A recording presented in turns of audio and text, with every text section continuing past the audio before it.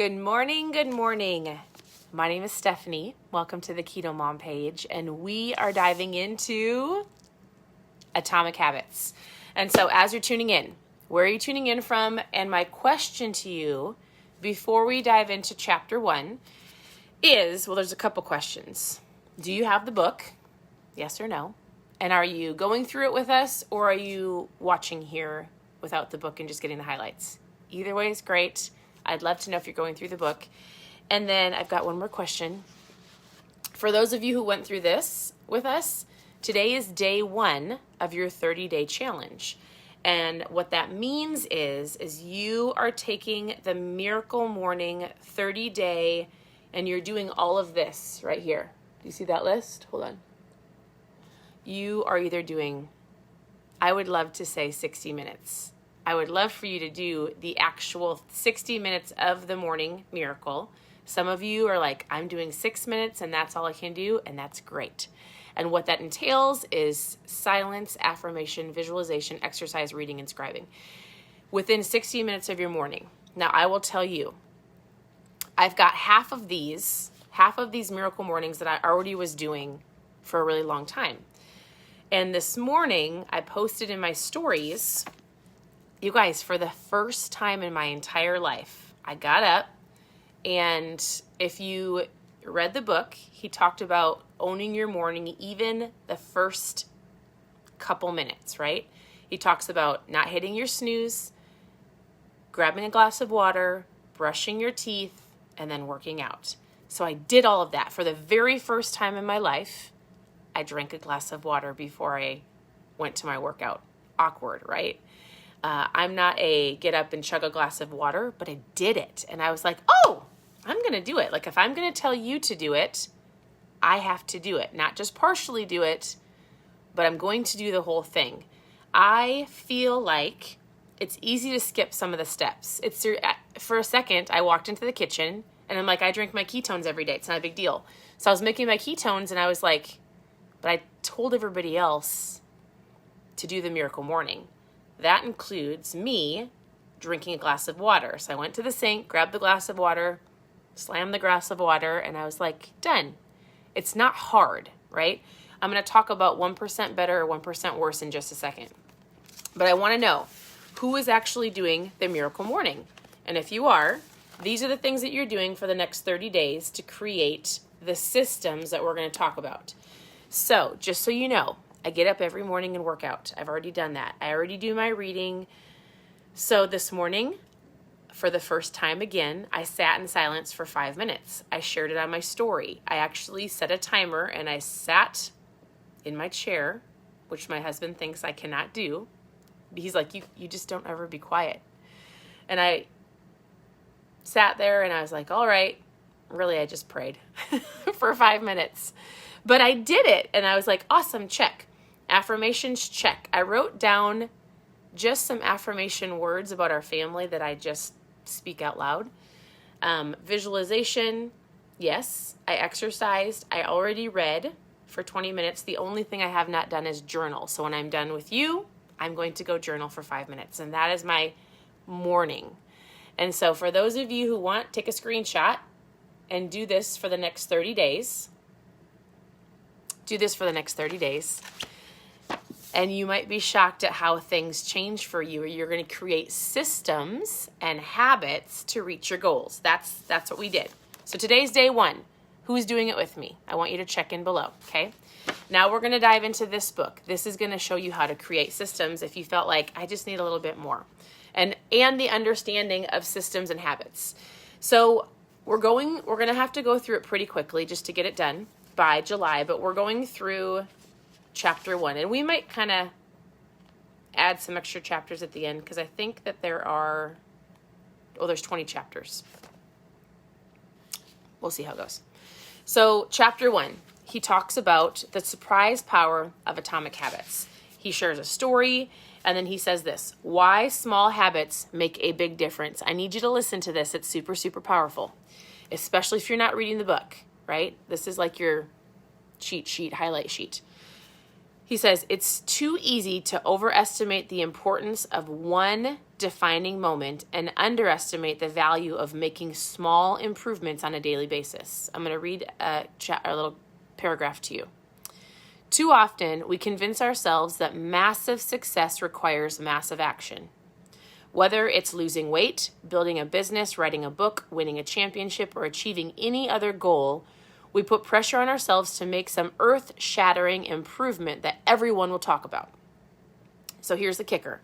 He says improving by 1% isn't particularly noticeable sometimes or even for a really long time, but it can be far more meaningful, especially in the long run. The difference in tiny improvements can make an overtime is huge over time. If you can get 1% better each day for 1 year, you'll end up 37 times better by the time you're done. Listen to this. Or if you get 1% worse each day for 1 year, you'll decline nearly down to zero. What starts as a small win or a minor setback accumulates into something much more. So, through this first chapter, he talks about 1% better or 1% worse, right? And he says you don't notice the 1% better or the 1% worse. And sometimes we feel like we have to have this I'm starting all in, right? I cleaned out my whole fridge. I'm keto, starting today, all in. And you didn't work up to the 1% better. You didn't take off the bun yesterday, or you didn't go for a walk yesterday, or you didn't start drinking water yesterday, but you're trying to do all of it in one big swoop, which usually ends up in a setback because people just do way too much, right? It's a snowball effect, yes. And so if you're just tuning in and you're like, what are we doing here? I'm here for keto. My goal is to read along with you and to help create systems and habits to actually help you on your keto journey. Because if you don't have your mindset right, if you're not fueling your mind right, if you're not reading and taking action on the things that you're learning, I can give you all the recipes you want, but guess what? It's probably not going to work. And so I truly feel like the secret key to any of your health and fitness goals is to make sure this is right so that you can create the habits and have all of that long term. You're not going to give up or you're not going to quit after you reach that goal. So he gives you a super cool little graph that shows you 1% better, 1% worse. He says habits are the compound interest of self-improvement. He says it's only when you look back 2 to 5 years or perhaps even longer that you value the good habits or you see the cost of the bad habits. Have you ever it's not a big deal, it's just one day. Not a big deal, right? I talk about this often on here. You're 1% better or 1% worse. You're either going to celebrate your little wins throughout the whole day, and you might not see the repercussions of those or the reward even this week. Maybe if you're doing the Miracle Morning, he talks about the unbearable first 10 days. It's stinky. It's hard. I don't want to get up. I'm not used to getting up. I'm not used to drinking water in the morning. It's a serious discipline. But then the next 10 days, you can do it. It's not as hard. The next 10 days, you actually celebrate it. And you might not even see. Maybe you get to the end and you're like, excuse me, here for fat loss. Don't see it. Over time, you're going to see you're going to see this over time. You stay right here for a while. You follow what you are, and then you're going to see at the end of the year the 1% better or the 1% worse. It's all in the systems and the habits that you have. And you're going to get to the end of the year, and you're either going to regret the decisions you didn't make, or you're going to be super happy and actually finally see the momentum of your 1% better every day. So he says, unfortunately, the slow pace of transformation also makes it easy to let a bad habit slide. If you eat an unhealthy meal today, the scale doesn't move. If you work late tonight and ignore your family, they will forgive you. If you procrastinate and put your project off till tomorrow, there will usually be a time to finish it. A single decision is easy to dismiss. But when you repeat 1% errors day after day, by replicating poor decisions, duplicating tiny mistakes, and rationalizing little excuses or small choices compound into toxic results. It's the accumulation of many, many missteps. A 1% decline here and there that eventually leads to a huge problem, right? You're not here today because of one cheat day. You're not here today because of even a cheat week. It's an accumulation of years of 1% better or 1% worse. It's really 1% worse of like, not a big deal, not a big deal, not a big deal, not a big deal, not a big deal. 3 to 5 years later, it's a big deal, right? And so this chapter is great. It gives you an understanding of a slight change in your daily habits can guide your life to a very different destination. 1% better, 1% worse. He says you should be far more concentrated on your current strategy more than your current result.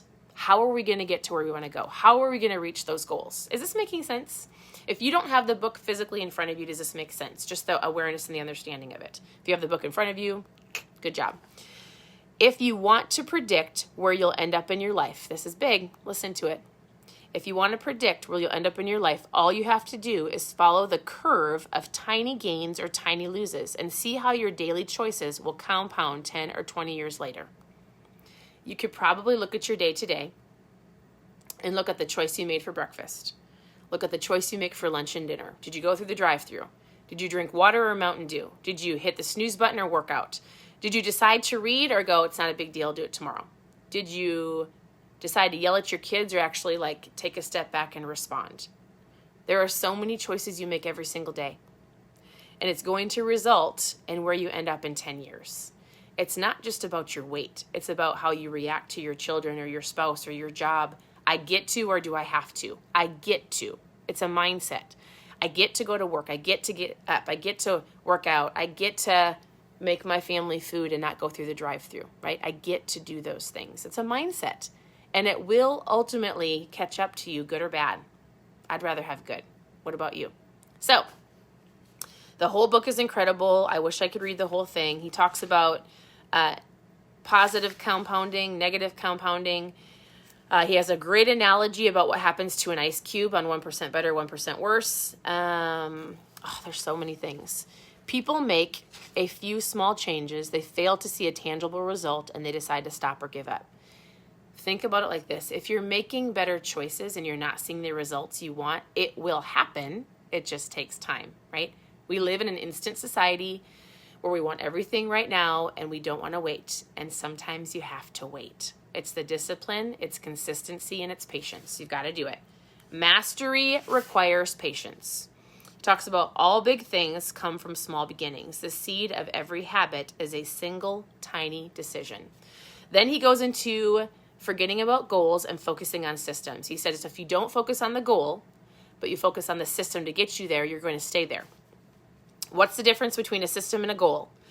Goals are about the results. I want the fat loss. I want 50 pounds gone. I want to be stronger. I want to run the marathon. I want to have a better relationship in my marriage or my kids. Like a goal is right here, way out here, right? He says goals are about the results you want to achieve. Systems are the process that leads to the result. If you don't have the systems in place, you may reach the goal and then you're going to fall back to going back to the same old habits. You have to redefine the habits and you've got to recreate the systems to achieve the goal and stay there, right? It's important. If you completely ignore your goals and focus on your systems, will you be successful? And he talks about stories. He says, yes, goals are great for setting a direction. Systems are great for making the progress. Of course, he's got tons more stories. Achieving a goal only changes your life for a moment. But he says the system changes your life forever because you're not going to go backwards, right? It's so good. Here's the last thing that I'll say. I hope you have the book. And if you don't, it's not a big deal. These are the basic highlights. My husband says this all the time. You don't rise to the level of your goal. You fall to the level of your systems. If you've got goals, you're not going to hit them unless you've got the system set in place. Or if you binge, right? You go all in, take a massive, clean everything out, deprive yourself, you hit the goal. You did not create the system to sustain the goal. That's why most people come back to me every year and go, I did it for a year. I made it to the swimsuit season, or I made it to the vacation or the wedding, and I didn't keep it up, and now I'm starting over. I hear it every day. So the key to that is to creating the systems. Oh, it's so good. Habits are like atoms of our lives. Each one is fundamentally unit that contributes to your overall improvement. Super great. The problem isn't the goal. The problem is the system. So that was chapter 1. I would say this. You're going to be ahead of the game if you take and learn from this, right? You're working on your systems. So like, what are you working on? What do you want? Most people are going to say fat loss. So the systems are going to be, yesterday I did a live and I talked about, did you plan your week? Meaning, did you plan out your menu? Did you go to the grocery store? Did you look through your freezer, figure what you have for your meals? We had our workout set up this morning already. Do you have your tennis shoes and the keys like when we used to go to CrossFit, like when we would leave the house, now we have our own gym. But we would have to have everything laid out. Otherwise, it would be a stressful morning. Our keys, the shoes, the workout clothes. I had our key to our water in the fridge. The system is, I'm set up for success, right? The goal is to get to the gym. My goal is to get to the gym. But if I didn't have that entire system set up, I might not reach the goal, right? So if you want to eat healthy this week, the system was map out your meals. Make sure you've got groceries. What are you doing? What does your week look like? If you have a really busy day on Tuesday and you know that you might not have time to plan your meal, you have a crock pot meal, right? And so I think we overanalyze and overthink this when really it's just preparing a little bit to have that success. And you'll find it's less stressful. You won't overreact. You will handle life better. You'll get to the end of the week and you're like, oh, I had a successful week. You're not going to compare the end of your week and go, I didn't lose 10 pounds. That wasn't a success. I'm going to be done with this and move on to the next diet. That's not the point. So I hope this book helps you on the journey. The key is going to be taking action. So like your action step today would be, I'm going to pay attention to my entire day. And I'm going to watch the little things that I do. Am I proud about it? So you could say 1% better, 1% worse. You could get a piece of paper. And every time you go, oh, that was a good choice. That was a 1% better choice. I made a better choice for breakfast. I took the buns off the burger. That's a 1% better, right? I drank water instead of Mountain Dew. That's a 1% better. I got up and worked out. 1% better. Or I had the donut. Shoot. 1% worse, right? It doesn't mean you fail. Or I hit the snooze button. 1% worse. I didn't want to read. I said I'll do it tomorrow. 1% worse.